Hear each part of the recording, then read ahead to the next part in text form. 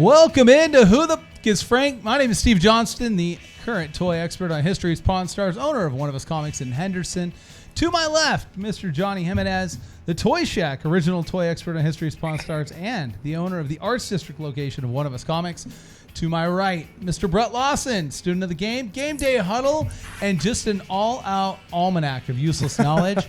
And then we are joined by Mr. Brendan Allen in Bakersfield, California, Comicon.com senior editor, and Mr. Paul Vato is live from Chicago in an undisclosed location because, again, he is under the Witness Protection Program. And we are all here. Thank you for joining us here on the podcast today. We've got a packed podcast. We're going to be talking San Diego Comic-Con today. We're going to talk about a whole lot of stuff. But, guys, we just had the birthday, well, the celebration of our nation this last weekend, 4th of July, and I'm sure everybody had something going on. We'll start with Brett today. Brett, what did you get into for the 4th of July weekend? What did you have going on? Well, really when it's on a Friday, it's always a little cool because you have the whole holiday weekend thing. It's always a little better than when it's, sandwiched in the middle there. But pretty much just the basic, hot meat, cold beer, and just all around just trying to stay cool, enjoy the pool. The weather wasn't too brutal. We've definitely had some worse 4th of Julys, not to localize things too much. But out here in Vegas, obviously, that's something you always have to be ready for, but wasn't too brutal, was enjoyable, and all in all, just kind of keeping, because this is a very dormant time in the sports year, so when we kind of come in to do the game day huddle on a Monday, we don't necessarily have to scrape for content, but we kind of repackage the purpose of the show, and today big emphasis on the cards talk, going into the industry and stuff like that, which is cool because this time of year, on a traditional sports media type of platform, not so much to talk about, but here in the GoLiveVegas studio, we came in as if it was the day after the Super Bowl with all the industry talk. So really outside of the 4th, just kind of focusing on getting back in action. We've been off the air the last few weeks. I haven't been on this show as well, so it's cool to be back with you guys. It was cool to be back with you and Jimmy and Anthony this morning. And other than that, just kind of chomping at the bit to get back behind the mic. And I'll tell you, Paul definitely said that you weren't missed last week. So it's all good. Totally fine. Well, let's be real. Everyone said that. It wasn't just Paul. Come on. Speaking of someone else who was told that he wasn't missed on the show last week by Mr. Paul Vato, Johnny Jimenez. Johnny, what did you get into this weekend for 4th of July? I know you like to partake in the 4th of July festivities. Yeah, usually I'm really big. We were just talking earlier too. It isn't the same, one of those things, like it's one of those holidays where it needs, to me, I feel like, barbecue at home, have everybody come through, just go all out. Same thing like Super Bowl. It's like one of those days for me. It's just a big family day. But we had an event at One of Us downtown in the Arts District. So first Friday fell on 4th of July this year. So it was a little nuts. And it was a good turnout. It was a decent amount of people. Not a whole lot of locals, but we had a lot of visitors coming through. And it picked up in the later part of the night. We had Sugar Cane Crush came through. They made some refreshing drinks. We had a lot of customers come in on our 4th of July sale, and that was great. So we're just going at it. That's awesome. And again, celebrating 4th of July in Las Vegas, obviously, it's one of the spectacle locations. Yep. All the casinos do. There was a disruption, which was the Cromwell was on fire on Friday. I saw that. And so they had a fire that started in a closet in the parking garage. It kind of expanded a little bit. It was more like disruptive than it was like a major fire. Yeah. So it sounds like the fire department here did a really good job of like containing it, taking care of it, getting it done. But the biggest thing was there was a disruption to Dre's nightclub. Yeah. And that disruption to Dre's is a big deal because they're right in the middle of the strip. They have the pool deck on top of the Cromwell in which they would do their 4th of July. So this was a big thing. It just came out. There's a new website. And breaking news. Breaking news. There's a new website. Yeah. Congratulations. But that's so true too, because like anywhere really, anywhere across the country, really on July 4th, this is the case. But especially in the Las Vegas Valley, imagine being the fire department, getting a call that you have to go put out a fire, but it's not even from fireworks. Usually that's the norm. They're expecting that on the 4th of July, right? That's an Independence Day tradition for them at this point. Yeah. But instead, no, it's just because something got caught in basically a vacuum in the Cromwell. Yeah, and so unfortunately that did happen, but business as usual in Las Vegas. The entertainment and the show must go on. Always. It did.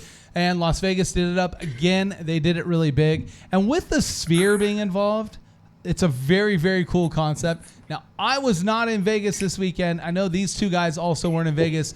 Brendan, what did you get into for the 4th holiday? Oh, man. So I was in Arizona a couple weeks ago. And so here in California, they're only allowed to sell fireworks 2 days before the 4th. and they're stupid expensive. So a little like block box will cost you like $500. So I was in the Target in Arizona. We needed sunscreen or something like that, and the same block box is like $50. I'm like, well, yeah, I'm buying this. So we brought it back and we're doing those fireworks. But the neighbors all around me, they got their illegal fireworks from I don't even know where, Tennessee or something, because they had like full mortars. And we had to put out a fire across the street because the neighbor 2 doors down had these big ass mortars, and one of them fired and hit the house. And that one didn't start the house on fire, but the second one went and lit all the rose bushes out front on fire. So we had to go out there with our buckets and put out, because just dumbasses doing dumbass stuff with, because the Arizona fireworks were very, very similar to California fireworks as far as the standards. They can only go so high and all that stuff. They were just much, much cheaper. But these ones were like exploding mortars. And I think they're supposed to go like 200 feet in the sky. But whatever this dude had for his setup, they were going like 12 feet up and then popping. It was crazy. Well, it's funny that you bring that up because I ended up in Northern California this weekend for 4th of July. And I was actually in the community of Ripon, California, which is a very small community. And it's very policed. And to put it into perspective, when you pull off the freeway, they have license plate identifying cameras at all of their exits, and the system runs your plate on everybody who pulls into Ripon. So this place is like super. So they're telling me about this, and of course I'm like, 4th of July Friday. Listen, Las Vegas, when we get those illegal fireworks popping off, every neighbor has them. The police, they don't really respond unless something stupid happens, right? Or they get a complaint that someone's shooting it at their houses or whatever it is, right? There was one group a street over that had fired off maybe 3 or 4 illegal fireworks, and it wasn't 2 minutes later, there was a police department vehicle rolling through the neighborhood immediately, going to respond, and it stopped. It did not continue. And it was almost, from a standpoint, like, look, in Vegas, we go till 2 a.m. of blowing stuff up the big way. They give us a threshold, a window. Right. Yeah, they do. And so I'm used to my neighborhood just going off and fireworks in the distance, and you look around you and everywhere you see fireworks going off. You got the stuff that was in front of you, the legal stuff that you could buy. And Brendan, your point that you bring was, I decided that I would buy fireworks 4th of July from a stand, and I left just under $500. Oh. Like Exactly. It was not cheap. Yeah. The big pack that they had was like $320. And look, it had a lot of really fun, cool things to see, but we blew through that pack in like 20 minutes. Right. So like, you're exactly right. It was very expensive. It is very expensive. And I totally understand, that scenario. And look, the reason that they do it is because people get hurt all the time. Firing off these. In fact, I saw a great thing. Some people get hurt for other things. No, too, they you do know what too. I'm But saying? people, the problem is, get hurt for something else. Is that Right. Kind of a natural, Exactly. you've got people Conclusion. that Exactly. probably aren't sober and are partaking in this. And I saw a funny post because Jason Pierre-Paul, who was with, the Giants at the time, he's a defensive player. The big thing in his career was his hand looked like this image that Aaron's got on the screen. Yep. He blew off a bunch of his fingers during his playing career, playing with fireworks that were not legal. Yeah. And ultimately ended up wearing the nub, for most of the rest of his career on his hand. And as a New York Giants fan, I just had absolutely loved those headlines surfacing back and back. It was about, 10, 11 years ago, I think like 2014, 2015. And he was literally like an all-pro player that year. And the next 2 years, he was playing with the massive club. It actually all worked out for him in Tampa Bay. But you'll never not think back on the career, which was a great career. But you're always going to think of Well, that. and it said happy, Jason Pierre-Paul Day, Yeah. right? So it's almost like they mock and make fun of it in the sports world. So they did. How was Chicago for you, Mr. Vato? Well, first of all, I think Jason Paul Pierre did win the Scooby-Doo finger puppet, or finger shadow puppet at competition. Great freaking shadow puppets there with his finger, with his mangled hand. Chicago, of course, was fantastic. Fireworks. I'm in the western suburbs, and it brought back a lot of memories because I'm going to age myself here, but my first business was in Geneva, Illinois, a quaint little town right there on the Fox River. And I bought it June 1st. You know what? I'm not going to say the year. So July, the July 4th celebration was always huge for us, where we would do the fireworks in Batavia, Illinois, scooping ice cream.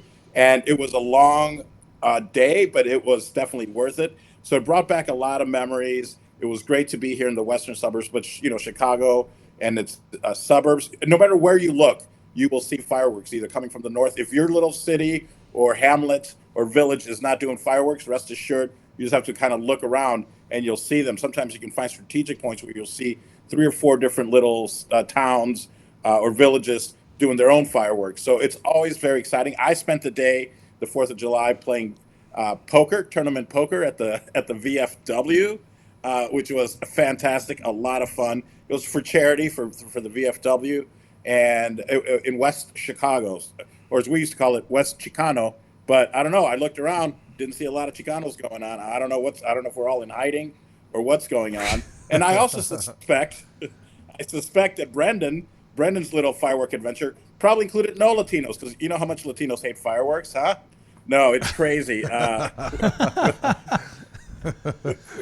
it's like, funny. It's funny you bring that up, Christ. because there are some small communities in California and some of the residing states that actually didn't do their fireworks celebrations they would normally do. And that's because one of the firework facilities that housed a bunch of that, because as Brendan was mentioned, you can't have that stuff till a certain time. So also they're housed like in specific warehouses, so they know where all these explosives are at. And then they're only can be shipped out a few days before to be able to set up for their celebrations.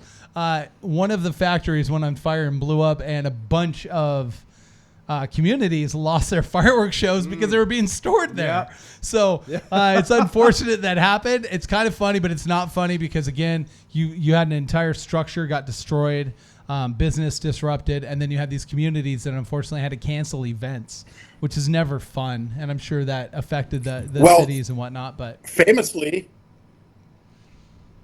10, 11 years ago, San Diego's fireworks went off all at once. Maybe they lit 1 or 2 off, and then all of a sudden, the rest of them just went off. And I think people were shocked, like, whoa, what a way to begin. And then they realized, oh no, they've all gone off. And you see people starting to scatter because it's almost like, how big is this going to get?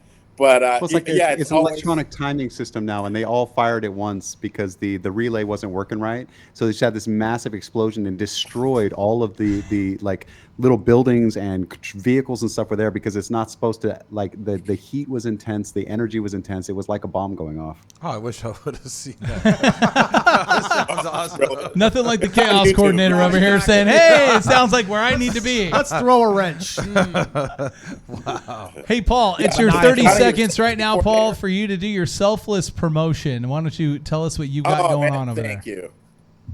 Well, of course, I always have the Kama Susia. You can go to kamasusia.com. Pick up your copy, folks. Of course, I'd love to invite you to invest in Vato Coin, vatocoin.com. I only need 500 verified unique wallets. I'm sorry, not even verified. For me to get verified, I need 500 unique wallets. We're about halfway there. Even if you buy $1, that's going to help me. It's going to help the show. It's officially sponsored by one. Oh, never mind. Maybe it's not. Yeah. I was going to say, it's weird. I haven't seen that contract come across. But if you want to see what's going on in my life or some events that I'm attending or putting together, VatoEvents.com. I know that there's a lot of these. You should only promote one, so I'm going to promote PaulVato.com. From there, you can find me across all social media and anything I'm doing. Parse Rum. We picked up some new accounts here in Illinois. So French 75, which is in downtown Aurora, where I grew up.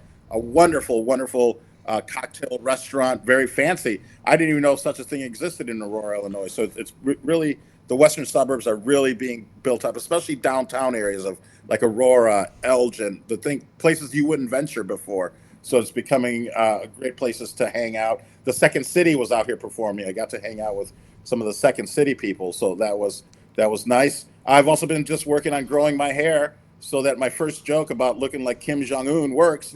Speaking of that, come see me in Batavia at the Comedy Vaults every Monday. I'm performing there, open mic night, Batavia, Illinois, the Comedy Vault. So thank you guys so much for having me. I got to go take a nap. Goodbye. Well, and I think what's funny is Aaron, the producer, was showing me a little earlier.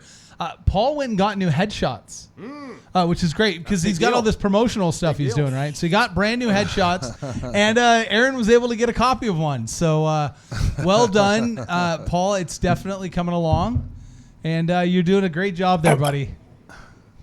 I'm going by Kim Jong-un. I think you just found your solid 5 right there. Right. I think you found it. That's it. Thank you for having me. Again, support all the stuff that Paul's got going on, and of course, all the different things on our front. Brendan, obviously, comicon.com. Make sure you check out all the stuff, all the information, everything that they put out for him. Of course, stop by the Toy Shack if you're in Las Vegas, down on Fremont Street. Go by the One of Us Comics locations here in town. See Johnny, see myself. And, if you get a chance to come onto the GoLiveVegas platform, you're looking for something, you need something done, whatever it might be, Aaron and the team can help you. Of course, Brett is here, and Brett's always available to help you with any of your voiceover work as well. So if you need any commercial reads or any of that stuff, absolutely, Brett's here for you as well. So there's a ton of different ways that you can get linked up with us. Guys, after the break, we're going to come back, and we are going to be talking about the hobby sweetheart, which is San Diego Comic-Con, and more exclusives. This is Who the F*** is Frank here on GoLiveVegas. Stop the dance, feel the thrill, chase the legends, the dreams fulfill. In the game, where you serve gods, it's all here again in these sports. Yeah! Unleash swing, fuel the fire, let the play begin. And this sports ignite your flame, every clock, every dream, every game. Peppermint Patty's the worst. Comicon.com, your daily comic convention online. Insightful reviews, previews of the comics, toys, and games you need to know. Delightful chats with luminaries from around the geek spectrum. In print, on video, and everywhere in between. The show never stops on Comicon.com. Come on down to the Doodle Bar. Craft beer's never too far. Like do every night. Feel the crew and get it right. Raise the glass, raise the you hat. The food, friends are near. Dance around, let them play. Voodoo Bar's a place to stay.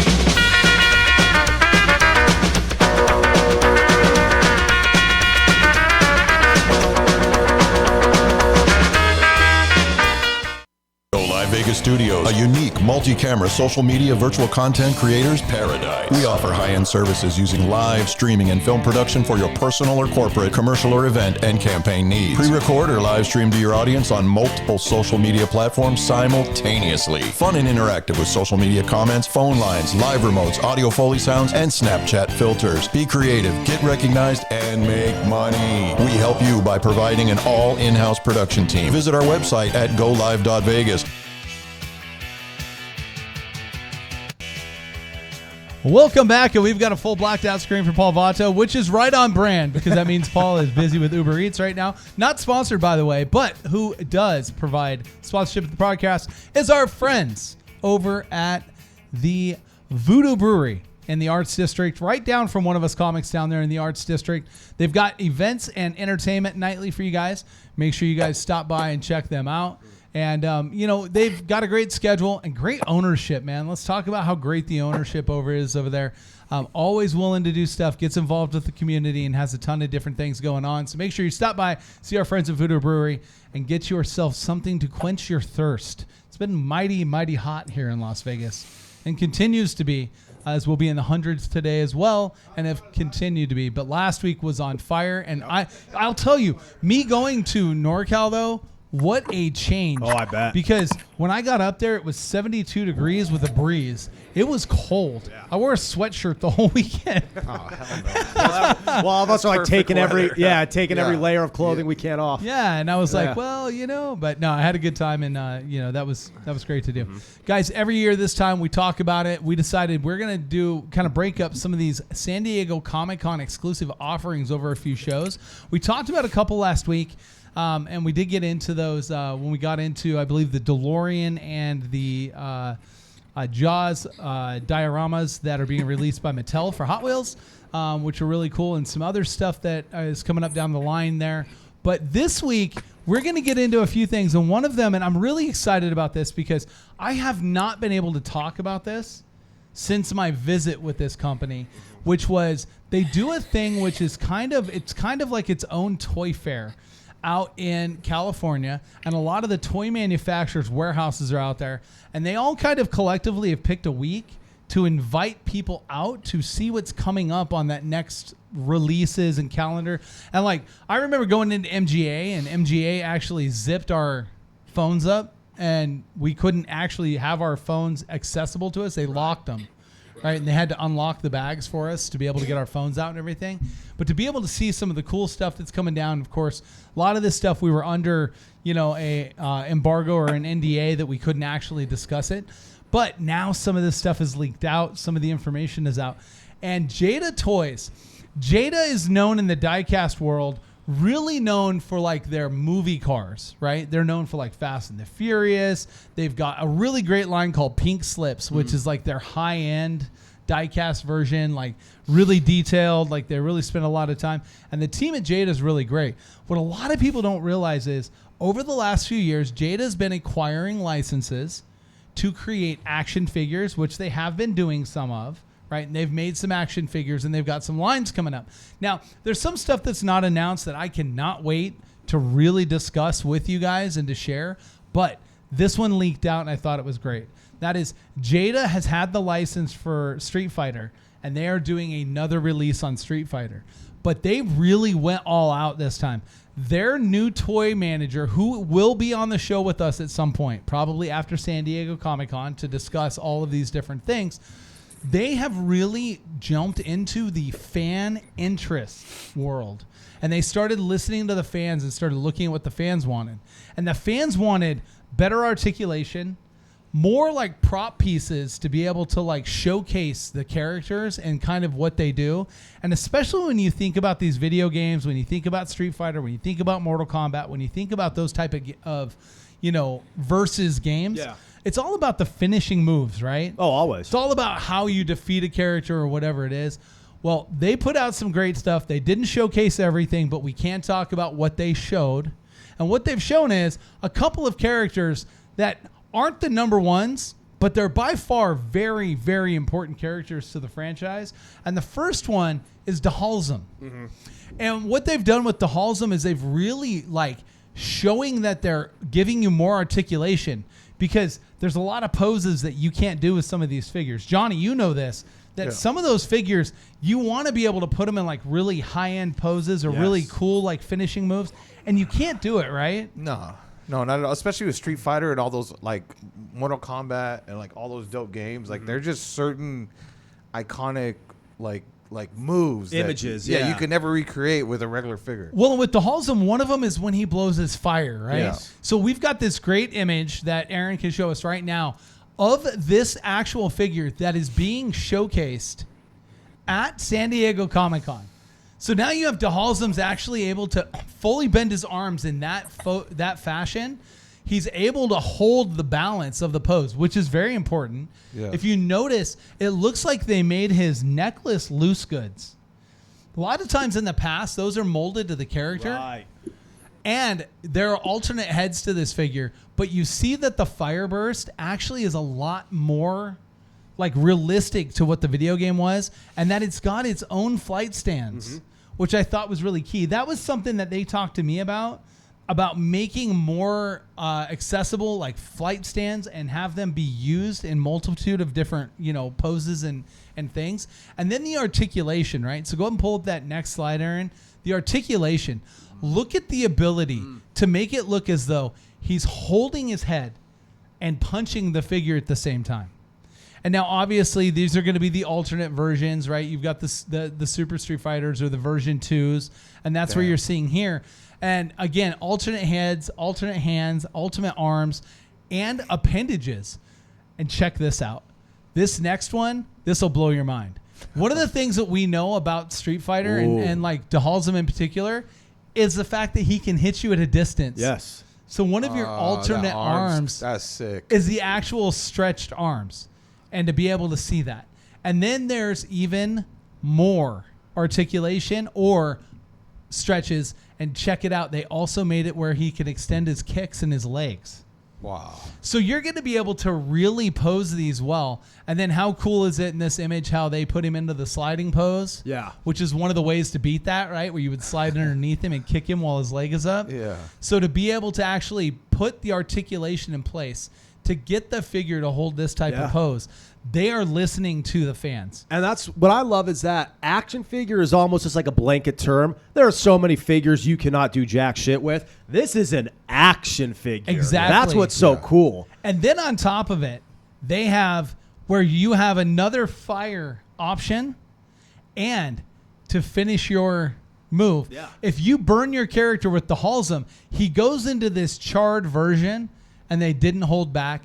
They gave that to us as well. And that is the next image that we have here is the Dhalsim actually finishing the character. That is sick. And you've got a flight stand for it. I love that. How cool is this? Now, Brendan, give us more information about this Street Fighter line.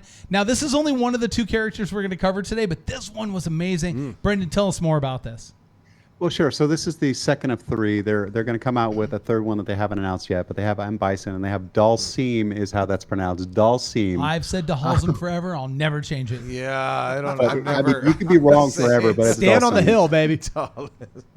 Anyway, no, what's really cool about this, and you touched on it a lot, is that the points of articulation are not just typical points of articulation where they put them, but they've actually made it so that this figure can do all of the same poses that it does in the game. So that sliding move, that's very recognizable as the move that he does to trip, and when he's got his arms up and things like that. This is exactly what it looks like when you're playing the game, and I think that's really cool. The flaming body looks exactly like that when it's flying across the screen. Then it hits the ground, and it does that right there. So the thing is that it's not just that it's very posable. It's not just that it's got all these points of articulation. It's not just that it looks really cool. It's that you can actually make scenes from Street Fighter with this character because they've made it to where every single thing that he does in the game, you can make it happen on your display shelf the same exact way. The only thing they're missing, and I hope they do this later on in other figures, is when they do the dizzy head with the little birds on the top. Maybe that'd be so dope. Well, The cuckoos. Yeah. So when I met with Jada and I talked to their new toy manager about this line, I talked to him about this might be the opportunity for Jada to introduce accessory packs for these. Oh yeah. These. And that what Johnny's talking about is exactly that. There's a lot of stuff. Like, for example, any of the characters could go into that sliding pose.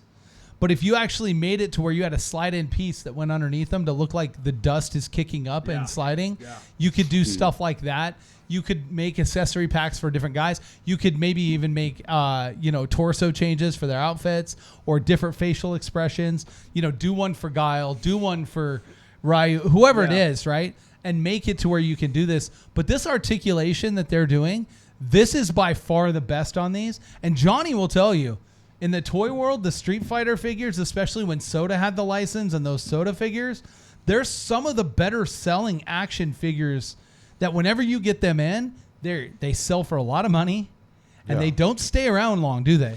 No, they don't. I mean, we had the G.I. Joe line, and then we had the crossover stuff with the G.I. Joe, and then was it Transformers? There was a couple other stuff that they did, but that was, all that stuff's super hot. But still, like, nothing's been done to this level to capture that nostalgic, poses. Street Fighter at its moments. And then to keep it, to the actual, release. And do we have pictures of Bison? Do we have those as well, Aaron? It's on the release. Yeah. I don't know if I sent Okay, those we over, may not but, have sent it. It's fine. But they also did M. Bison, and they did the multitude of color outfits and all this stuff. But one thing that they did that I really liked was that what they were showing, at least there. Now, the San Diego Comic-Con final product might be a little bit greater on this because you're probably getting a little bit more than, let's say, like the retail version would. That's generally how these releases are done. There's always extras, right? Yeah, and the box setup is always way doper at San Diego. Yeah. What they did on the packaging that I saw, though, was that it is the video game packaging. Yeah. The actual stand-up arcade. So they did that, but they made it a full display window. In the past, they've always made the bottom, and you could only see like the upper portion of the figure in the display box, or it's a blister carded with it looking like they're in a video game box. But these boxes are actually the display boxes. I think that's going to look great too, because you could actually take these you could line them up and make it look like they're a little mini arcade with the different That's cool. characters and stuff. So again, I think that what Jada is really doing is they're listening to the fan. They're looking at what people wanted. And let's be honest, we've talked about this in the past. The price point on these figures is not going down. It's going up. And these figures are becoming more expensive. And the only way you're truly going to be able to justify that these are more expensive is to articulate them better. Because we've seen a fall off. Marvel Legends, some of the DC stuff, these different posable 6-inch figures, that we've seen. We've seen a fall off in sales on these things. Yeah, 100%. But I mean, I think this though, this is something different. I think this is very accurate to what the fans want. I mean, for me, like, how could I say no to this? I don't care what the price tag is. Well, Like, what's cool about Street Fighter is like you're almost combined the best of both worlds. Like you combine like the appeal of toys and video games kind of simultaneously with it. Yeah. So that you kind of tap into a realm of nostalgia that a lot of other avenues can't tap into, right? 'Cause, I mean, your action figures are always going to have, regardless of who it is, and really toys in general, right? So, but we could talk about Street Fighter the same way we do with Hot Wheels, but we could also talk about the same way we do with all the old Namco video games from the 1980s that we would go to an arcade for. Yeah, it's one of those things where it's kind of like it operates on both fronts. Yeah, it's true. But in from our generation though, Street Fighter, like that was Street Fighter Mortal Kombat just changed the game No doubt. as far for all of us. No doubt. You know what I'm saying? It was It's like the first thing you think of. Yeah. I mean, for me, it's the first tournament, like traveling tournament that I remember, that where they traveled it around and you would go and you would play in the Street Fighter. I think it was the Turbo tournaments, right? The Street Fighter 2 Turbo tournaments where they actually went to malls and took arcades on tour. Yeah. And ran that tournament around. I know that some of the video, Nintendo did like some of the handheld stuff, but this was really the first time that I recall that they did it, when it was because of how, user friendly this was. Now we do have the M. Bison image. Let's go ahead and pop that up so you guys can see it. And again, this right here, winner, M. Bison, right? Like, and You brings can hear it up. it, right. And then you can see the different options in outfits that they have. I'm assuming that what they're doing is probably 2-packs for these, where when you buy the duh-hal-sim, sorry, I'm not doing it, and the M. Bison, you would probably get both of these figures in that pack, and then you've got both versions of them. Whereas on a retail front, I would assume they would split these off. They say his name in the game. You're like the people that say it's Super Mario when he goes, Doesn't it's matter. Me, Mario. They say it in the game. Dhalsim, when you pick him, it says Dhalsim. Like, Can't trust I don't you. know You're how from you Bakersfield. Can't trust you. You're the kid that was sitting there while your parents were asleep and Hey, you turned the do volume all not the way down. impose So they, on Paul Vato's childhood, okay? This was Paul Vato's heyday. Deeply right rooted. here. they say the name in the game. I don't understand why you're digging your heels in on this. You're wrong. Paul, tell him that we can do whatever we want, Paul. We can do whatever we want, but it's Dhalsim. It's like it's up for interpretation in my mind, right? It's like it's one of those things where it's like says his name in the game. That's- We but choose I call him. him- They say that's the what's so name. funny about it. It's all like just Dhalsim. just dying on the hill. Just And dying I mean, on the hill. and then I bring Paul in for the first time. We're not beating him up. I bring him in, and he sides with the guy Yeah. that beats him up more often than anybody on the show. the treachery. I mean, I'll tell Because you wrong what. is wrong. He knows. He knows what's up. As soon as you guys came back on the show, black all of a sudden, Yeah, Paul right. just go We in get- the other direction. We get a little feisty. Yeah. It's a black and white world, man. You're right or you're wrong. There's no in between. There's no gray areas here. Well, it's like you want to know anything about it? You ask me. Hey, it's me and Mario. Well, it is funny too, because like there are people here in 2025 that are still, without hesitation, with full conviction, saying a Reese's peanut butter cup. Like that, people still like will not abandon ship on the Reese's. I mean, when all you have to do is look at the candy of Reese's Pieces, they're not Reese's Pieces. Like that's all the logic you need. Yeah, people do not care. If you ask them to say Reese's, it's like it's an allergic reaction. They just can't do it. Yeah. I mean, I'm not mad at it, but Paul, this is a game you probably, rolls of quarters got wasted in your world, didn't they? Yeah. But I was also a big fan of some of the more antique games, like Donkey Kong and Pac-Man. Not because Mario. when they first came out. And Mario Brothers, Saving the Princess, the big gorilla there. So, no. But Street Fighter, I did play Street Fighter Mortal Kombat. I love the one. There was a karate one with the I can't remember what it was, but it was two karate dudes going back and forth. Well, you had Kung Fu was one. I mean, there's a bunch. I mean, probably a lot of one-offs too. No, there were. Yeah. I mean, and again, I recall as a kid what was the going one in that and used PhotoCap, where they like used actual images and it was super stiff, but like it was actual photos of the people doing the stuff. Oh yeah, that was like a contemporary of Street Fighter for a while. Right. Killer Instinct was Yes. another one. Yeah, Killer Instinct was one that I was thinking of, which was a little later, right? You had before that Those combos were sick though on Yeah. Killer Instinct. You had the yeah. what are the two brothers that they wear red and teal blue? What was that video game that the two of them went? Double Dragon? Like, Double Dragon. Yeah. Double Dragon is the one I think Paul's talking about. Double Dragon was fun, and yeah, that was definitely concepted closely to it. They just made it a lot better. Well, you know, talking about games from the 90s, that's another exclusive that we have for San Diego Comic-Con, and that is, you know how big the world of Pokemon is right now. It's massive, right? You've seen the Shoe World collectors have come over to it. You've seen people that are big on the resale side of things that are just, snatch in the moment. As we know, Taking sports fanatics. The sports card, vendor and collector has become a Pokemon fan. And what's funny is that so many people know so much about Pokemon and everything. But I didn't know this. And it's weird because I don't know why I hadn't thought about it. Because, look, Pikachu is a character, but really Pikachu is like an animal. Yeah. Pikachu is like a hawk, right? Or whatever, right? Like what a hawk would be. So he's a Pikachu, not necessarily the Pikachu. Right. Well, Squirtle is one of those. And what I didn't realize is that the Squirtles, they wear glasses. They wear like a sunglass, right? Well, Squirtles have multiple sunglasses. Style. So there should be an image there, Aaron. I see you're completely prepared for this part of the segment, which, by the way, happened to be in the Run and Show and was also sent to you this morning. But they are putting out a plush 5-pack with different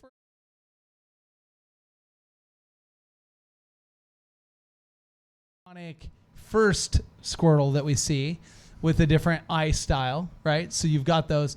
But what's big right now, and Johnny, you know this as well as I do, plush toys in the last 5 to 7 years have become massive. I mean, you think last year, what was it? It was Squishmallows were like the big holiday, thing. Everybody was buying Squishmallows. Yeah. We forecast that Labubu's will be a big to-do deal this year. Again, plush-bodied.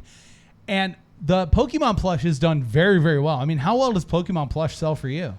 Yeah, we do well in plush. It's just, for me, always the question for the retailer is to open because I always hate them keeping them in the bag, but then I hate, selling them that way too. You know what I mean? So they look weird when you have them in the bags in the store, but I don't know. That's the only. Well, if they could do a better job with display boxes for them, I think would be cool. Yeah. I think like being in a Pokeball with like a clear front would be cool.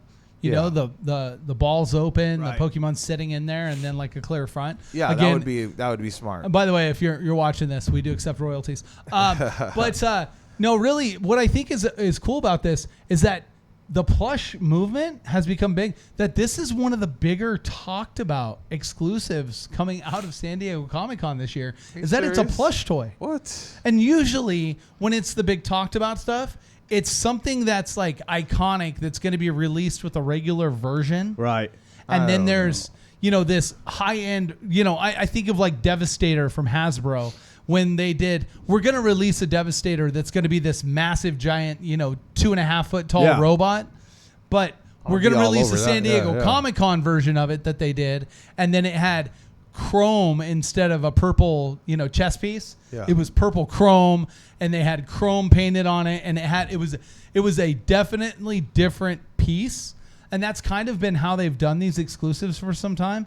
But to see them do this as a 5-pack and to see the world kind of buzzing about it just kind of tells you that how kids' interest in action figures has really that's the adults. The action figures are there for adults now. And that's kids aren't buying them. And that's what I was going to ask you, because you even seem kind of, flippant about it, Yeah. Johnny. But like, is I there don't get anything it. comparable regarding this in terms of plush toys, right? In terms of if it was more of an action figure type of conversation, because I get it, Squirtle, Pokemon, that sells itself. But in terms of the plush toy, because even you're hesitant. When's the last time you could say that was the case regarding any type of intellectual property? I mean, I've seen that in some senses. Like we've seen the vinyl toy trend. I'm sure we're going to see a lot of crossover too with the Boo style of toys going to be crossing over, and I'm sure we're going to see a lot of that at Comic-Con. Yep. And then too, like I remember when the pins were hot, and I was just like, "What the hell is this?" But then pins. you know what I mean, and that was a hot thing, and and even to this day, I still don't understand that, but that was a thing,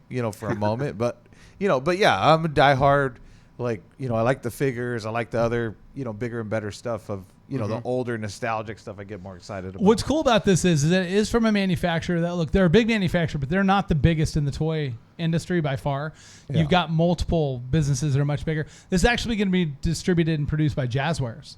Now, Jazzwares had the Sonic line for a long time, and their action figures always had problems. They were always broken, limbs falling off in packages, packaging not done very well, like all this stuff. So to see this from them, maybe this is an evolution of the business to have a little bit better quality control, because what they did on their plastics was not very good. But generally, it's hard the to mess Jazzware up plushes, a plush toy, I would imagine. Right. The plush toys have... It's possible. It really is. Right. Yeah, and the plush toys have seen, a little bit better. And again, Brendan, these have what, like 5 poses and all of that. Right. I mean, but they say, so here's the thing is when they're putting this stuff out and they're saying like, this is our exclusive, and they're giving the description, a lot of times you're seeing concept art. So that middle Squirtle looks finished, but the other 4 around him do not. They all have the same mouth. They're all basically in the same pose. They have the same glasses. So I'm wondering if this is going to be the final product or not, because if this is the final product, I'm not seeing the $100 price tag on it, because 4 of those have the same mouth.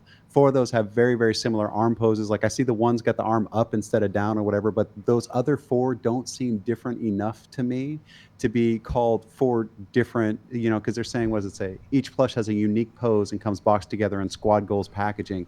They don't look different enough to me to be called unique poses.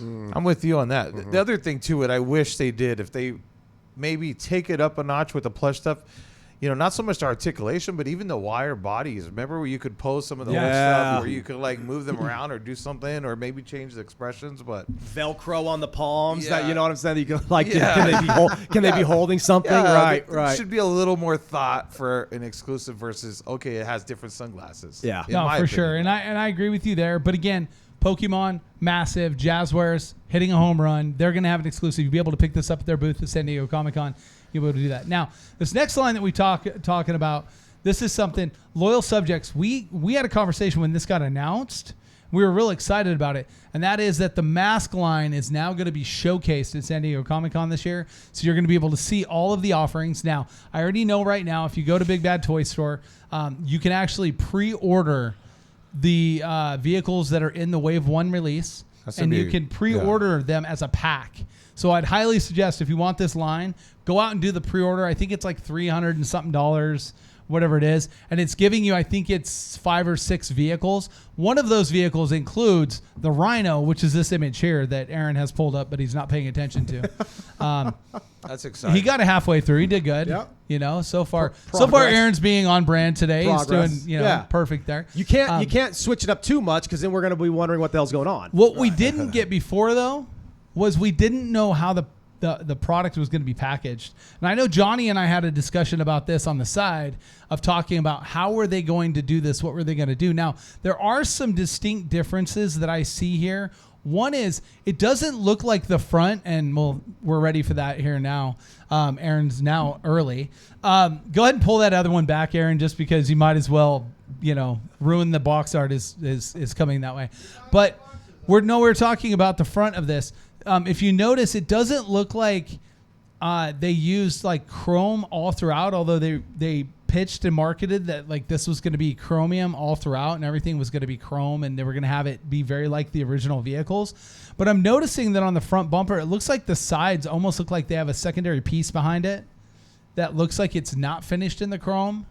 So that's kind of disappointing. And then the missile that they put in this, the missile in the original one was black. And then this one is going to be more accurate to like the cartoon. Now they did add where they've got the fire burst off the front down by the tire that you see here with the add-ons for like the, shooting weapons and stuff like that. So that was something that they talked about and we saw before. But now we'll move to the packaging. And on the packaging, that conversation really falls into the fact that this packaging does look like the original box. Now, we don't need to expect Aaron to be on point and get that up there as we talk about it. Instead, he'll put it up there before. But, Johnny, you're getting the original look to the box. Does this excite you?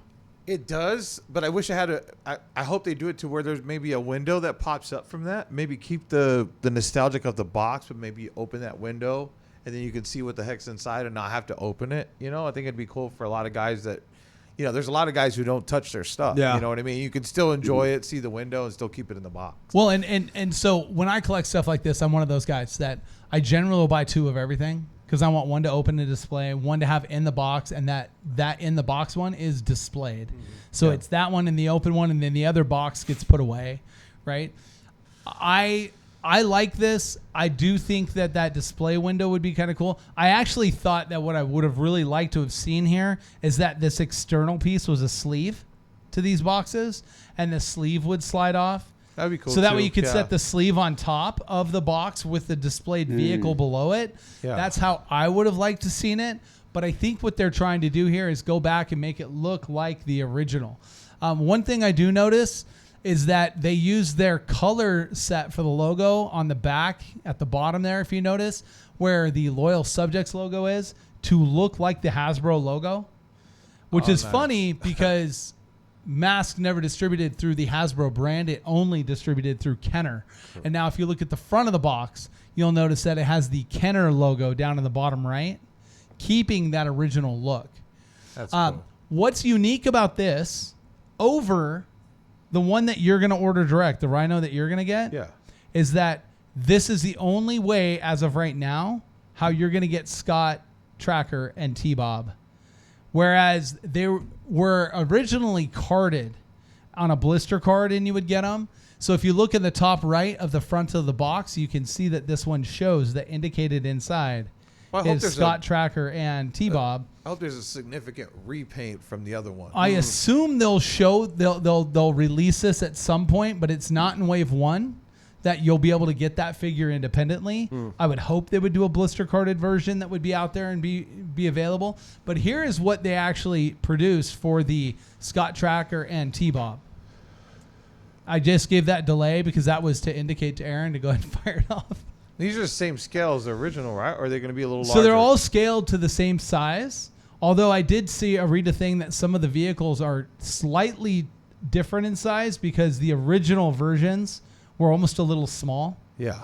And like the Rhino was one of those vehicles. So I'm going to be really excited to see in person what the actual new one and the vintage one side by side, scale wise exactly, and what they look like. To me, I wish, honestly, like they didn't have to go to 6-inch because 6-inch would have been too big. But I think if they would have went 3 3/4 with this line and made it the 1/18 scale, so at least this could have played.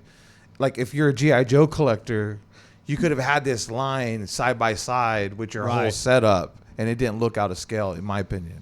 Now, you notice a couple of things. It looks like they've got at least the arm placement for Scott gives a little bit more like action posing.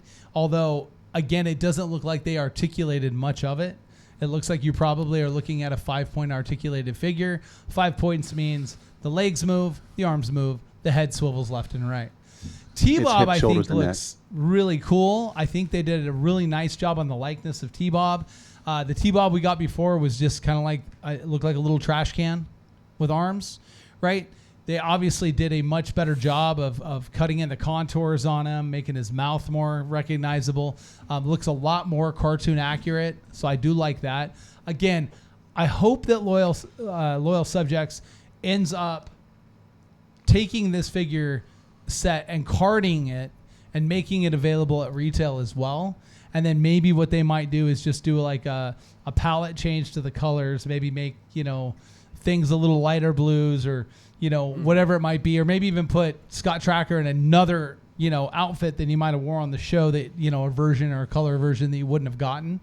But I think this bodes well to how important that it has become that the vintage toy lines get reimagined to keep them relevant.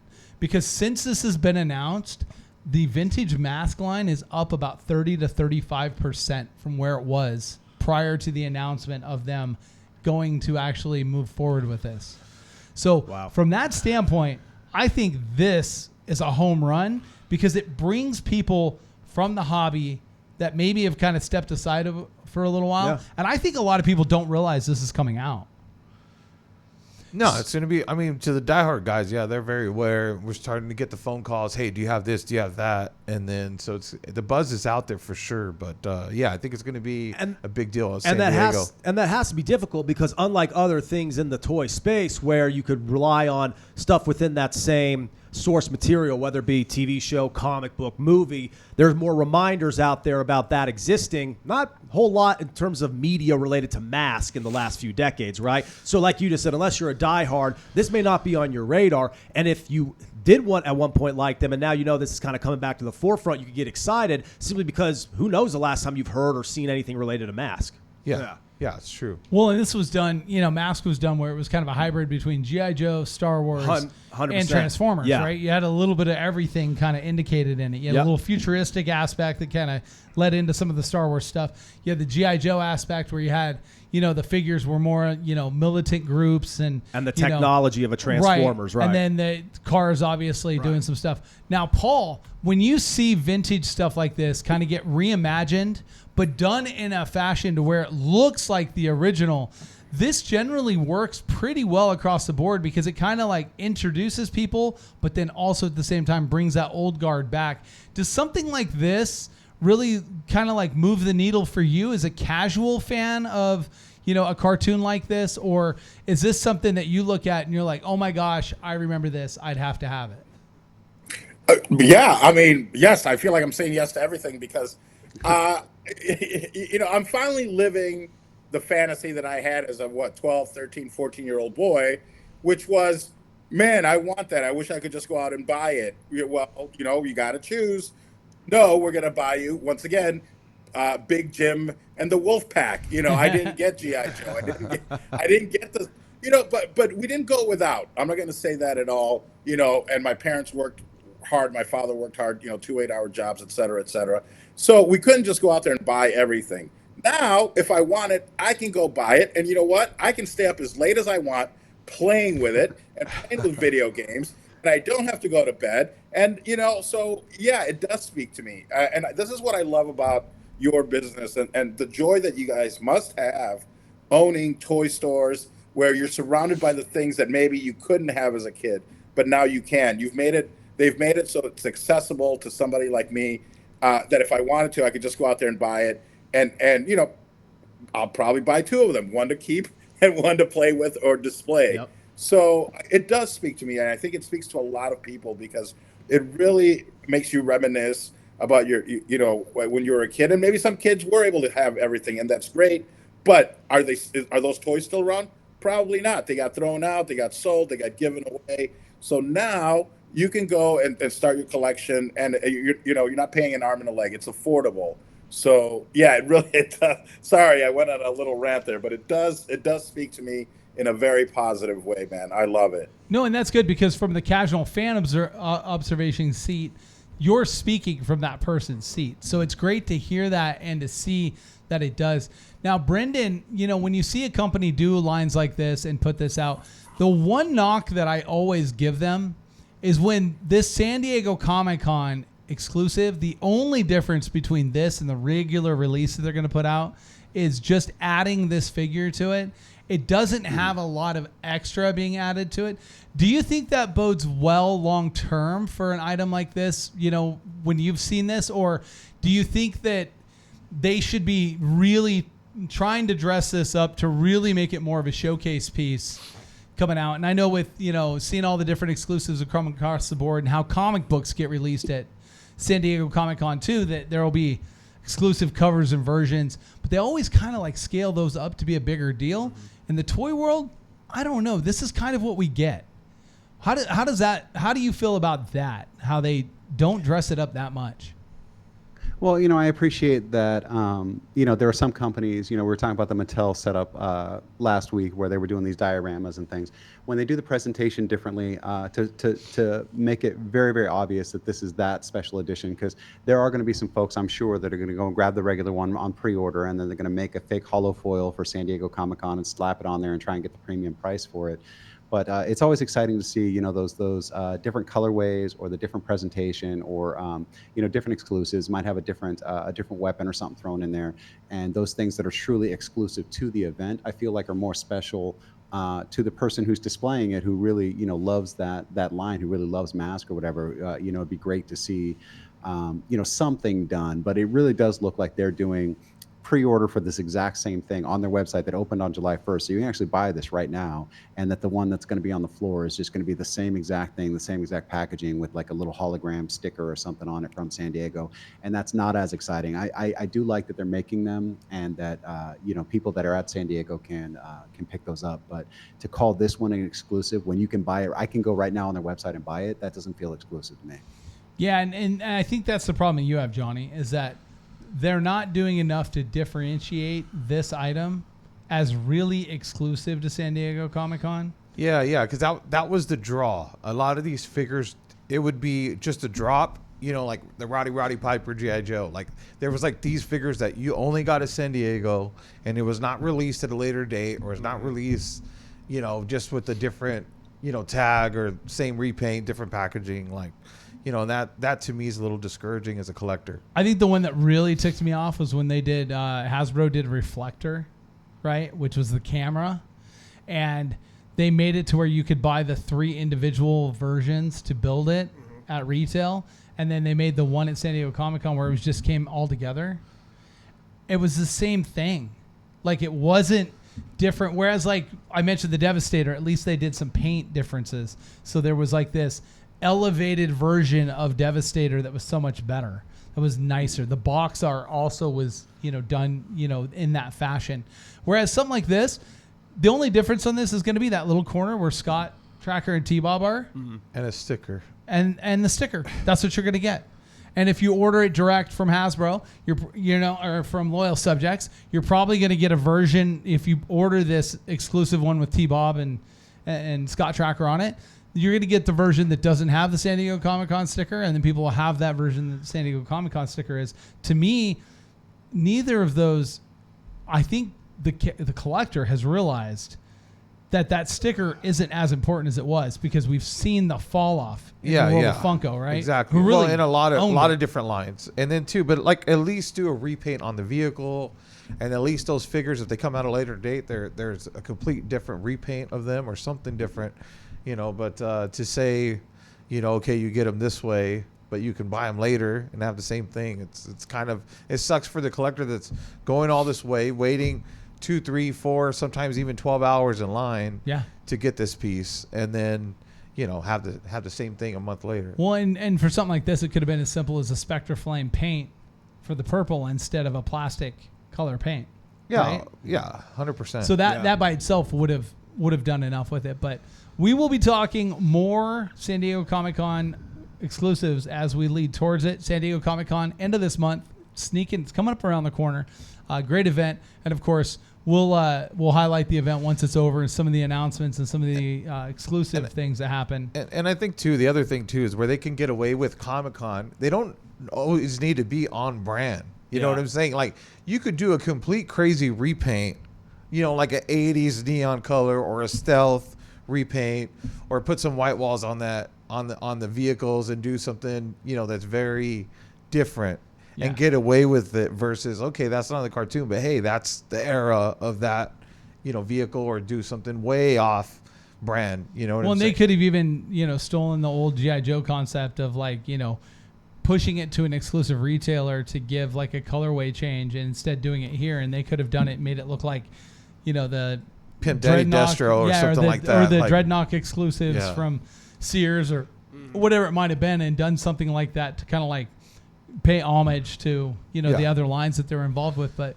we're getting what they give. I'm not upset about the M.A.S.K line, just simply very aware that they could have done a much better job with this as an exclusive Yeah, and it's good for the brand too to get that buzz going and to get all those people going nuts to get that piece there. I mean, it helps it, just to spend a little extra and do something different. I know they just get a little complacent. Oh, they'll buy it anyways, but it is what it is. And that's the problem. And unfortunately, that is the world that we live in right now. That if it's exclusive, we're buying it. It's just how it is, right?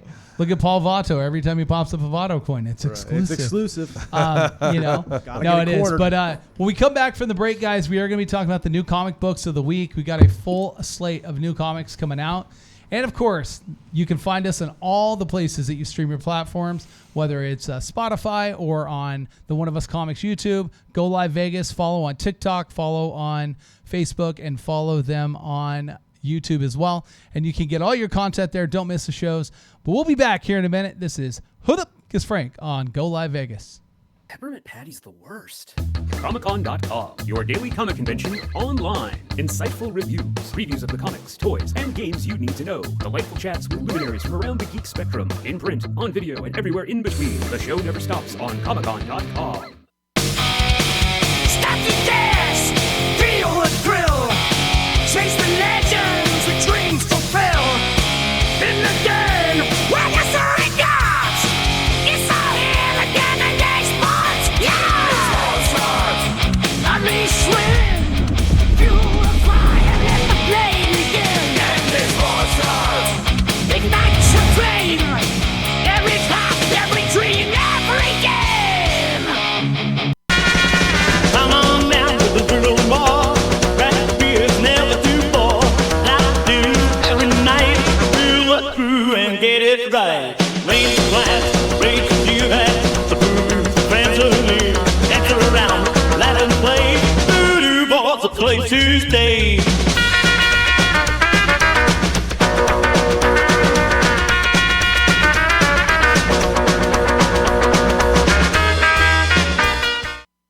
Vegas Studios, a unique multi-camera social media virtual content creators paradise. We offer high-end services using live streaming and film production for your personal or corporate, commercial or event and campaign needs. Pre-record or live stream to your audience on multiple social media platforms simultaneously. Fun and interactive with social media comments, phone lines, live remotes, audio Foley sounds, and Snapchat filters. Be creative, get recognized, and make money. We help you by providing an all in-house production team. Visit our website at GoLive.Vegas. Stepped in our bathroom and customers locked in there. Maintenance is getting them out. What a way to come back from break. I'll tell you what, guys. Welcome back to because Frank here on Go Live Vegas. Of course, it never ends. There's always something. As a business owner, you're always taking a call. You're always getting a text message, whatever it is. Johnny just got one of those calls, one of those text messages that came through that they have a issue with a door that they've got to get into. And it's just, it always seems that way, right? You get the call our right customer's trapped in the store, one of our VIP customers, and we have maintenance trying to get him out. So, yeah, it's okay. I don't know. We'll see. Hopefully it turns out okay. I mean, at least it's the toy store. I mean, that is one amazing, great way to make sure that they buy something. You buy something, I feel like you can't leave. I know. I feel like we need some backstory here because is the store open? How did the customer end up there? How did they get locked in? Were they hiding out? And like, I need to know what's going on here because that is too little information, sir. Well, the bathroom door, they fixed it, but we let him go back there, and I don't know what's up with the lock, but it's broken, and they let him go in there. Okay, so he's not trapped in the toy store; he's trapped in the John. Yeah, he's trapped. I mean, there's toys back there for him to go through. Way to call it at his discretion, right? Yeah, Brendan, if he may so on choose. true Brendan Allen lore. He called attention to the thing that would probably be the least.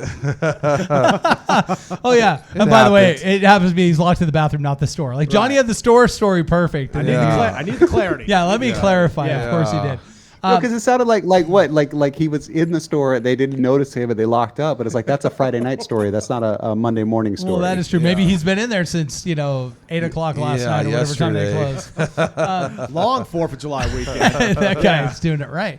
But first off, coming back, we want to. Hey, Clark, shitter's full. Exactly.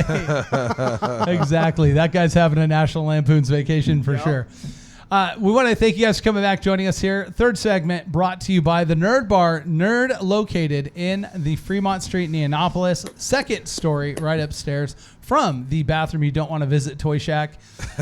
Make sure you guys check out all the stuff they have going on. You gotta leave the door open this wide. You gotta like stick your flip flop in it so it doesn't close on you, because then you'll be there all day waiting for me. Exactly. Yeah. I'm going to tell you right now, just real quick, and I do want to talk about the Nerd Bar. However, Johnny did show me how to make yourself a key whenever you've locked like one of those bathroom doors at your home or whatever and all this stuff. And so we have that for the Henderson location. Johnny provided me with the how-to on that because I'm not very handy when it comes to stuff like that. But it was pretty interesting. I'll have to get an image of it at some point and show you guys what the key for that door looks like. It's pretty good. And no, it's not a giant hammer. I know what Brendan's thinking. Brendan wants to know. He's dying right now. How do you make it? What's it look like? And what material did you use? But no, Nerd Bar, though, I saw something come across my feed. And Johnny, I thought you'd like to talk about this. And that is, looks like the 15th, there is a memorial for Sabu that's being done at the Nerd Bar. Yeah. So it was crazy. Like, they put a GoFundMe for Sabu, and dude, everybody came and supported it. I think the family got together like over 60 grand in like a matter of like 2-3 days. So they're going to build a memorial, and the goal is to put some fold-up chairs with barbed wire that we're going to get made, and it's just going to be a forever piece that's going to be at Nerd Bar.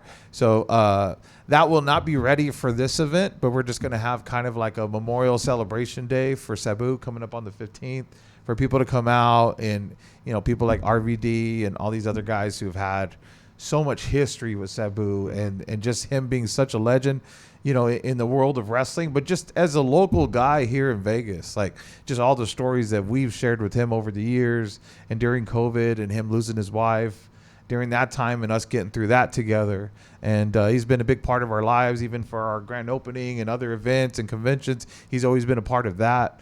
And he's just an amazing dude, like, you know, and we're just a personal friend of ours. So we're going to honor him on that day. And then when we do the memorial, I'll definitely keep our fans updated on that, so we can come and everybody can come and enjoy that and honor our boys. And if you're a wrestling fan of Sabu, you just want to be involved and, you know, help, you know, keep his memory alive, come on down there and join them at the Nerd Bar. Come on down, celebrate the life of Sabu, and just the fact that we got to get as close as we did, like Johnny's saying, and become, you know, as close as we have been and were with him, I think was, you know, incredible in its own regards. But then to be able to do this. So again, come on down to the Nerd Bar. I believe it's July 15th. Go to Nerd Bar, go to their Instagram, go to their Facebook pages, get more information there, and plan on joining us and coming on out and celebrating Sabu. And that's going to be a night, I know Johnny and I will probably have a cocktail or two that night. Oh, 100%. Just in memorial of Sabu. Are we going to see maybe a triple jump? Give a little point. Yeah. Triple jump moonsault attempt maybe on the chair? Yeah. And if Paul Vato comes, it's just Sabu tradition to sock him in the arm. Yeah. Yes. As hard as you possibly can, just so you know. And Paul, we do definitely need to make sure that you're there for that. Yeah. We'll call it the Sabu punching bag will be in appearance. Yes. Oh my gosh. I was not to make this about me, or Parse Rum, but, you know, Johnny from Nerd Bar was nice enough to let me, you know, bring it in there and sample it. And Sabu was around for some of those samplings, and he wouldn't even talk. He would just point at the bottle like, another sample, another sample, another sample. We had such a great time. I was like, I don't know, I almost couldn't keep up. That might have been the night that he gave me that little love tap that still kind of hurts. So yeah, I mean, we had some, the rum is on me, and it'd be an honor and a pleasure to do that for Sabu, man. He was just such a great character. We should get Paul a shirt made with an arrow that says "Punch me here." Yeah, right. Dude, by the end of the night, Paul will be walking around. He's got a stinger in his shoulder, can't lift his arm, but he'll be drunk off Parse Rum, so it won't matter. So, you know, sounds like the perfect time for us to do an on location version of the show, as we talked about. Maybe that's the late night show. I don't know. We'll have to talk about that. We will not be filming next week, so I think it's important. No podcast next week. We will be back the following week, though, fresh and ready, going right into San Diego Comic-Con, so we'll be rounding up a big bunch there. But we need to get into the new comics of the week, and every single Wednesday, new comics drop. There's been some movement and some things happening. We just saw another one of the publishers move one of their titles completely away from Diamond Distribution. They moved it over to Lunar Distribution. And there's big reasons for that. And that's still kind of uncovering itself. That is not a discussion point for us today because there's not enough information for us to be able to get out there. It's simply to say that as an observer, when you observe someone that just goes, I'm moving away from this place that had problems, even though it's been acquired by someone else, you realize there's still a ton of problems in that room. So hopefully they can get things righted. But Brendan, we got a bunch of titles for this week, and let's get started. Sure. The first one up this week is Batman Gotham by Gaslight, A League for Justice. This is a sequel to Gotham by Gaslight, The Kryptonian Age. They had a lot of fun with this era, so they're going back to it. It says, continuing the iconic saga of, I did that on purpose, by the way, of the Batman in the Victoria era, and pulling some of DC's most iconic heroes into the Gilded Age. Now the team behind the hit series returns to tell the second part of this epic tale in Gotham by Gaslight, A League for Justice. Bear witness to the formation of a new kind of Justice League, and a steam-powered adventure that will bring these once familiar heroes from the open plains of the Midwest to the freezing Arctic as they unravel the mystery of alien artifacts from the Kryptonian Age. I've not been a big fan of this whole Batman Gotham line.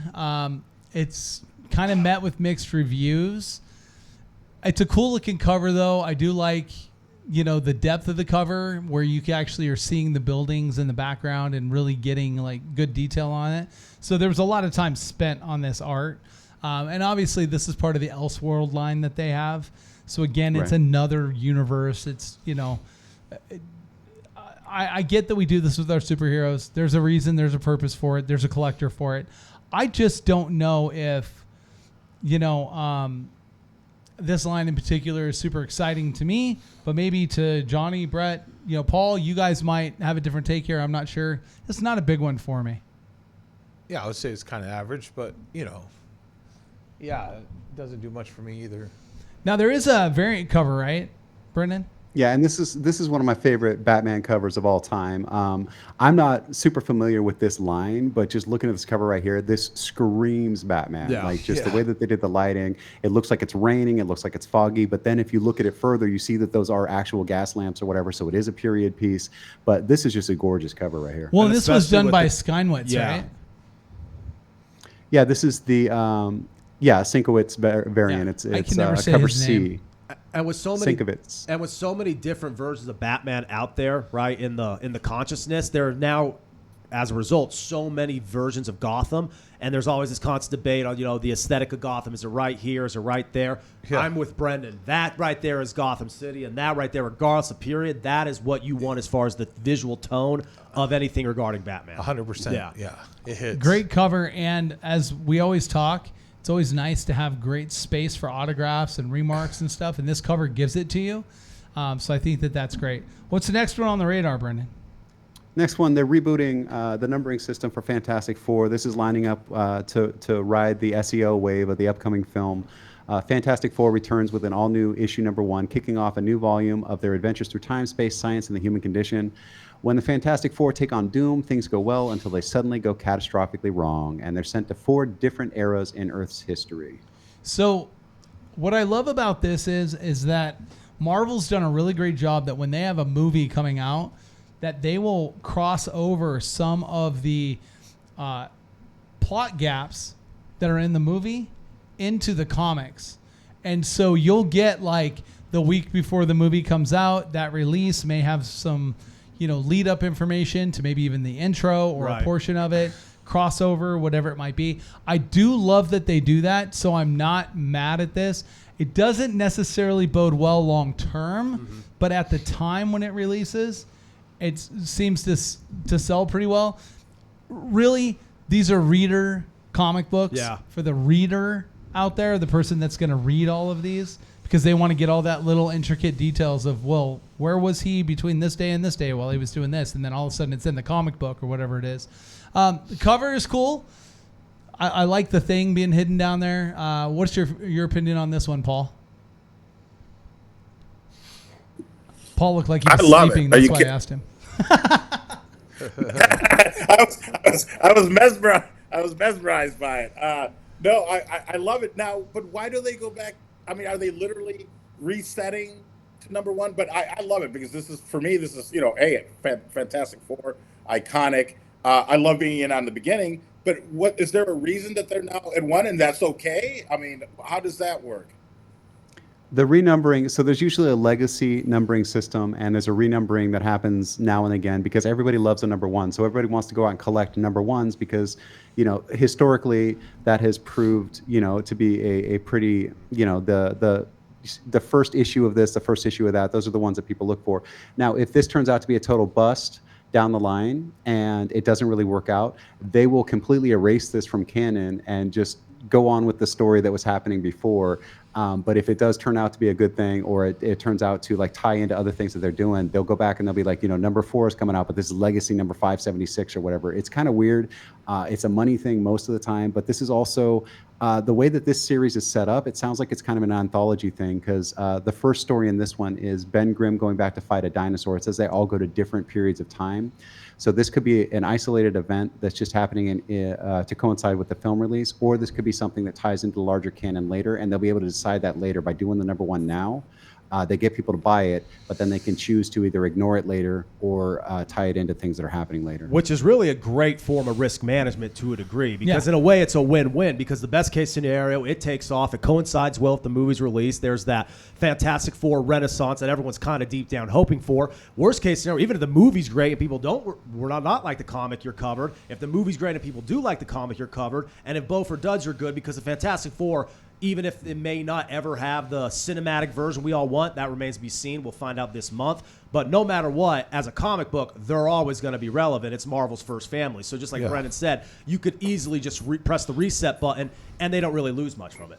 No, exactly. And, it's funny with these lines when they do this a lot of times, too. It's one of those situations where when they put the storyline out and they get it going and everything, like you're saying, and then they go to reboot it, a lot of times that hasn't bode well, right? Until they started correlating it with the movies, right? Once they did it with the movies, then it really took off. There's not a lot of, lines previously that you see that really did well, but the one that stands out to me is when X-Men changed to Uncanny. That's where probably the biggest impact, and probably the one that people look back source material-wise most often and say, why did that take off over this? Yeah, because when people think X-Men, you almost think Chris Claremont more than you do like Stan Lee and Jack Kirby at this point, right? Like, even though they started in the 60s, like you're thinking of most of the X-Men in the modern day sense, it's more so that uncanny, or post era of that. I would definitely argue that the uncanny X-Men are definitely the more collected and more desirable, although some of those original X-Men crossed over to it, so it's not quite fair, but that's the one that really stands out. Now, there's an alternate cover, and I love this artist. This is Alex Ross. Alex Ross, man. You can't go wrong with this. Alex Ross has been making covers for so long, and he's so good at it. I don't know how Galactus plays into this or if this is just a cover, but this right here tells a whole story right there on the page, and this is frameable as is right here. I love it. Alex Ross is so good with lighting and with colors and shades and reflections. This is art. This is not a picture. This is art. And it's incredible what that guy does. And this is one of those covers again. It seems like every time Alex Ross does a cover, it is one of those ones you're like, yeah, that one. Yeah, you almost want all of his stuff to be like a virgin variant. You know what I mean? Because it's so beautiful, In particular, Galactus this summer is going to be every bit as relevant as the Fantastic Four, given the fact he will be in the film and given the fact of his prominence as a Fantastic Four villain, right? You could put Doom on any cover and you could go on, right? Or even like Kang the Conqueror, some of the other ones they've had. But when you have Galactus, I mean, that sells itself. Yeah. And in this line, Galactus, Fantastic Four, that whole, storyline and combating is obviously important. Again, we don't know that Galactus has any involvement with the movie. what we do know is that we have a movie coming out. We're getting a new character reset. There's probably going to be some personality traits that are taken from the film side that probably get incorporated into the storyline. Some male characters will be female characters. Yeah, and that's pretty standard across the board. I'm pretty sure the Thing is going to become the She Thing soon. Something like that's going to happen, but we will see what that does. Now, this next book, I have to preface this with this. This is not Brendan's favorite thing happening in comics. It's not. Am I right, Brendan? And you can be fair. Well, I mean, it's one of those things where I'm recognizing the trend. I like the character. The character's cute. I like what they're doing with different things, but it's just funny to me that like when something like Labubu takes off, it's just everywhere, and I get sick of it. So this is like the 16th Jeff title we've talked about this month. And this one says, Pets of the Marvel Universe unite. Jeff the Land Shark and his friends have been caught in a struggle over the Space Stone and flung across the galaxy to the middle of nowhere. They'll have to work together to get back home, but what's a trial-based odyssey to the pets of Earth's mightiest heroes? And this is just a very gimmicky comic to me. This one, of all the Jeff ones that we've talked about so far, this one seems the most irksome, just because it's like they're just trying to sell merch. Look at that cover. That's just 20 figures they're trying to sell. It's literally just a hodgepodge of characters. They're hoping that they can get, obviously they're putting, Captain Marvel in the middle to make her kind of like stand out here. And you also see like her supporting cast is on there as well. So I don't know, you got some Guardians on there. You've got, again, Jeff killing it in Rivals. I wish they would just run with the It's Jeff comic book line, give a whole bunch of new characters out there, give him his own set of adversaries. Start this at a young age where it's young reader friendly. Allow that to adapt over time and become a more adult, related line. That's how you're going to build the future of the readership. This is one of those books that, to me, we talked about this on the Game Day Huddle today about cash grabs. This is a cash grab book, in my opinion. Well, it is, but it's a different customer. And I mean, there's just so many, like, I'm a big dog person. So, like, I don't know. I could see myself reading this with my little one, but I don't know. I like it. I actually like this one, even though I get what you guys are saying. But like pets will never not have an appeal, so there's always going to be a little bit of something that could catch on, right? Yeah, exactly. So I kind of get that a little bit, and I hope there's some good stories attached to this, not just a cover just to get them to buy the book. Now, Brendan, is this a standalone or is this going to be a series? I think it's a mini. I don't think it's a one shot, but I don't think it's planned more than 4. Okay. And again, I'm okay with those, but I don't know. Go ahead, Paul. In It's Jeff's defense, it is at number 1, so highly collectible, folks. I just learned this. So. Paul applying his newly found wisdom. Yeah. It is. Sometimes when you get worked up like Brendan did on this title, you get the next one, and that is Red Hulk. You see red. Got another Red Hulk coming up, Brendan. Right. Red Hulk number 6 has first appearance of a new werewolf. It says Red Hulk versus Werewolf. Thunderbolt Ross is back on U.S. soil, not as a hero, but as a war criminal accused of violating the international treaty with Dr. Doom after bringing down a nuclear warhead in Latveria. So this one, it's a first appearance. It's the middle of a run. This cover right here that you're looking at, it's a pretty average cover, I think. But the variant cover on this one shows Werewolf, and I think that's the much better cover on this one. It's done by Dan Panosian, and it's an incentive 1 of 25.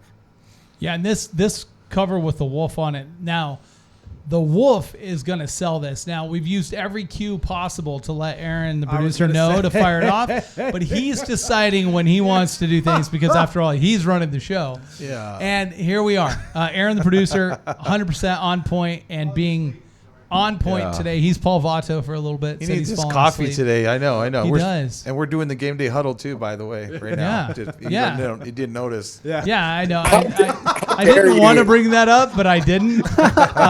It's very funny that he did that, and I thought we would call. I was going to call that. Wait. Johnny, Game Day Huddle sent us a check because I want that advertising. I'm so glad that you brought that up because I was saving it for the end of the show, but it's hilarious. Real quick, I want to talk about this cover idea, but we beat Aaron up all the time. We really do. Aaron, we do appreciate everything that you do. We know how hard you get going. When we have back-to-back shows in here, this is one of those things that can just happen. And unfortunately, it did, Aaron, and is going to stay the entire time. So this cover... It's a simulcast. That's all it is. We'll balance it out by using the WTF graphic next week on the Game Day Huddle. This cover is a collector's cover. This cover is going to be that first cover appearance of this character and his first appearance. That is always a very strong thing in the world of comics. Yeah. And if this character gets a good little run, becomes a protagonist for some time with Red Hulk, they have multiple battles over time or whatever it is, I think of Sabretooth when I think of this type of a character, that if they can really launch him in and do this, this could take off for quite some time and be very strong. This is probably a very good investment book. This is one of those books that I would suggest, don't go out and buy it Wednesday. Buy it next Tuesday after it's been out. People have been able to get it and some of the newness is wore off. It's an investment book. Buy yourself a copy or two.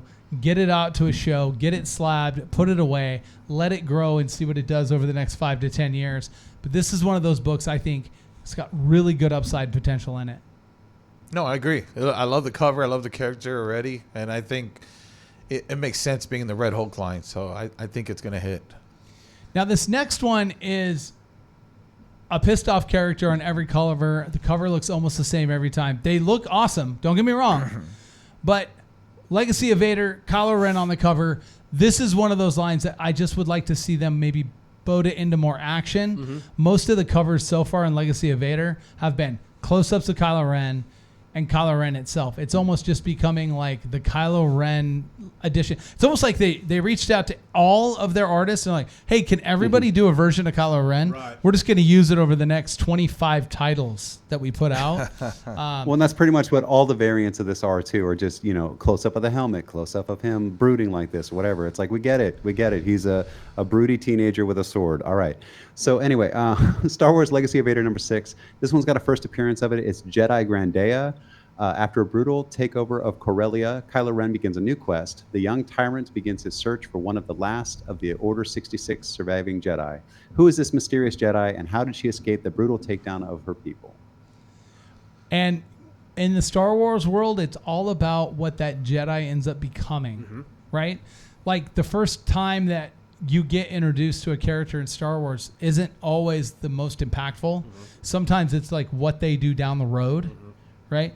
And, I think of Asajj Ventress this way, right? Asajj Ventress is one that, like, when she first got introduced, it's like, oh, that's cool. They've got another bad guy, right? And then it's all of a sudden, she's actually pretty badass. Oh, she's got her own story arc. Oh, she's pretty strong. Oh, she's this. Oh, she's that. And she's an original character. Yeah. So in the Star Wars world, I will give them a lot of that.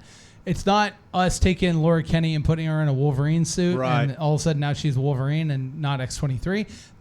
They provide us a new character set when it comes into Star Wars, and whatever the comic leads with at first, it almost always seemed to bode well for that character in the lore. And it's like you said, a lot of Star Wars appearances in the past are one-off, so we got to see like a sneak peek or a glimpse of what they had to offer. Even Grievous, General Grievous was a huge deal in Episode 3, but most people, if you're going to talk about General Grievous, you could talk about all the stuff that they've done in different adaptations of the Clone Wars and extended media and stuff like that, stuff that was considered, expanded universe, and now stuff that's considered canon. Just now knowing that the character is out there, the immediate thought is, how can we make them look more badass? And that's what we've seen with Asajj Ventress and some of these other characters, Savage Opress. There's a few of them out there. I mean, Maul has taken on a whole new life. Like, Maul used to just be a guy who was basically filled the void in Phantom Menace, and Ray Park did a lot of cool choreography. Now Maul has his own mythology. So there's a lot of circling back you could do in Star Wars. No, 100%. I mean, Darth Maul is, for me, one of my favorite villains. Right. St. Grievous was amazing. But to me, like, I don't know.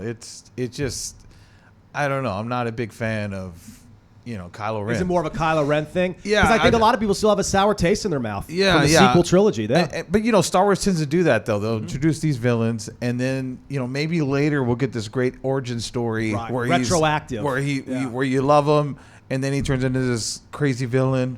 and then maybe they'll change my opinion. But I don't know. At the moment, to me, he's they a don't have soft space villain. for that though, because what's his origin story? He's just a pissed off kid of two heroes in the story. We know where he came from. We know everything about him. And that's the I don't biggest- think they have room to develop him retroactively. There's no room for retcon. He doesn't have the mystery that has Yeah. the Star Wars. I will argue, look, Empire Strikes Back is my favorite movie. Ditto. Right? Yep. But Rogue One Phenomenal. is a very close for Phenomenal. me number 2. And and I know not everybody agrees with me, but I'll tell you why. And it's because they bottled the mystery of Boba Fett in a movie. Yeah. They made all of these characters have so much unknown that you wanted to know about them and what they were doing and what their backstory was and where they came from. And they've done a lot to open that up.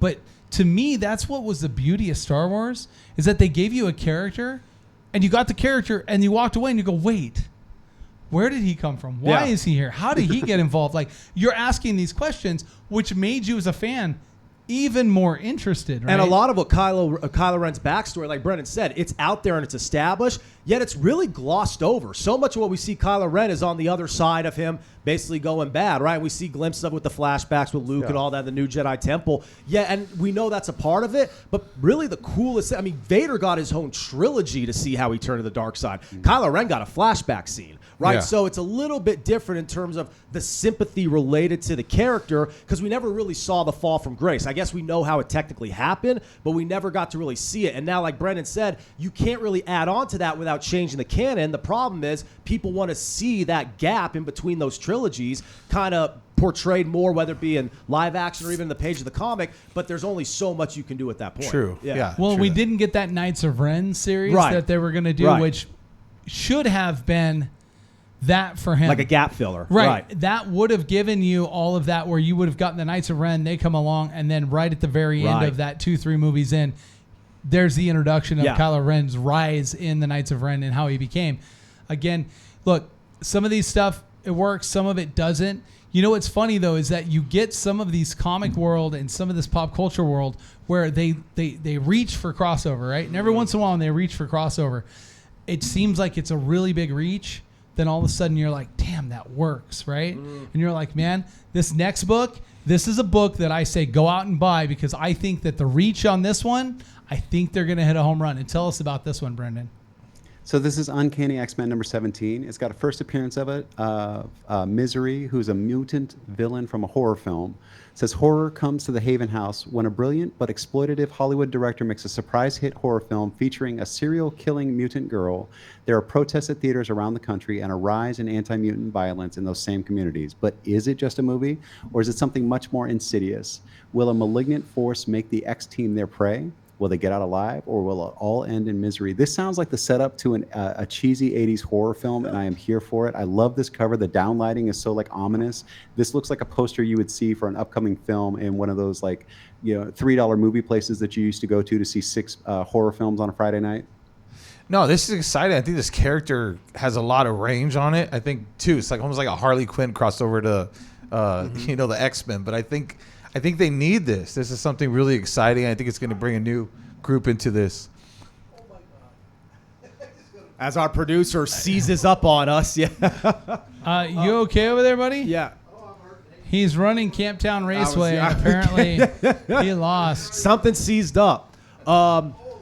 But not, yeah, I'm completely with you, John, because what's I can't unsee the chaos that's across the room. I'm trying to segue, but apparently he's really struggling. But no, and that's what's so cool about X-Men, because there's obviously the foundational members that you obviously are going to see in the movies and are going to continue to see the movies. You have various cartoons about them. They're obviously going to sell in the comics. But there are so many ancillary mutants who, even if they've appeared in the past, kind of just have a key cog, but never a full exploration of what they can do. I like explorations of what these mutants could do, especially if they have like a dramatic power set or something that could result with, you know, extreme consequences. This is right up that that avenue. 100%. And then they've seen how Deadpool and his sense Yes. of humor and all the stuff that the range he had, and I think they need something like that. And range is the key. Like that's the perfect word to describe the mutants, because there are so many of them. They're always going to be the ones that take, you know, precedent, and rightfully so. But because of that, you could have so much fun with the supporting cast. And next thing you know, a character who is really kind of out on the wings, they become a key part of the whole mutant universe. So Exactly. Exactly. Well, and I'm glad you guys used the word range and not stretch, because that's what Aaron, the Yeah, producer, right. needs to do is stretch. Get the kinks out, man. He honestly looked like someone shot him in the leg. His glasses are off and everything. As soon as that happened, and Johnny, I'll tell you what, the most compassionate dude in the room is Johnny. It's definitely not Brett and I, because we both looked at him and we're like, he'll get past it. Steve we and I didn't were miss all a like, beat. is this a bit or what? We What's just Yeah, kept Steve going. took a picture of him. I'm like, what is he trying to do? Aaron, can you cut that for a Steve sizzle reel? already sent a picture. So I'm like, hey, so what's going on? Is Aaron dead? And Steve's like, almost. Here, take a look at this. And he took a picture of Aaron across the room just clutching his leg in pain. You can see the pain on his face. Johnny got up to go check on him. We'll get a and time Steve mark on sent a that picture to make sure that the two people in studio knew exactly how hilarious Steve found it. Need a, We're all on the Is he same page. cramping up? they say when you have a cramp, you need a banana. Right, potassium. Yeah. Get that potassium. You need to drink more water, Aaron, and less coffee. Electrolytes, yeah. Yeah. That may be tough. And maybe eliminate all the stress in your life, Aaron, which means this show and the one before it. So less stress, We're seasoning 'em more up. bananas. Well, speaking about the stress of the show and the one before it, we'd like to officially welcome Game Day Huddle as the sponsor of the show. Official, Aaron- baby. Aaron made sure he put that together real quick. You can catch the Game Day Huddle with myself, Jimmy Garino from Game Day Sports Cards, and Brett Lawson every single Monday, 10 a.m. on GoLiveVegas. Cross promotion. Where you get it all. Stop by, check it out. And guys, I got a text, and with a 4th of July weekend, family festivities, and more, this seems very appropriate for today. Life is precious, and sometimes we get so caught up in the hustle that we forget how fleeting it really is. You're absolutely right. Time is the one thing we can never get back, and we have to prioritize the moments that truly matter. The fact that you recognize the importance of balance between work, family, and self is huge. It's so easy to get lost in the grind, but the memories we create with the people who matter, those are the things that stay with us and shape our legacy we leave. I want to thank you for the kind words as I'd sent him a message about the holiday. And we're speaking Frank, of course. It's a huge reminder to continue investing in experience, in connection, and being present with those who truly make life worth living. We all need to stop, reflect, and appreciate the preciousness of our time. The storms will pass, the challenges will come, but it's how we show up for each other and for ourselves that makes all the difference. I'm proud to call you a friend as well. Let's keep cherishing the time that we've got and make the most of it, because you're right. These moments are what we leave behind. Wait, who the fuck is Frank?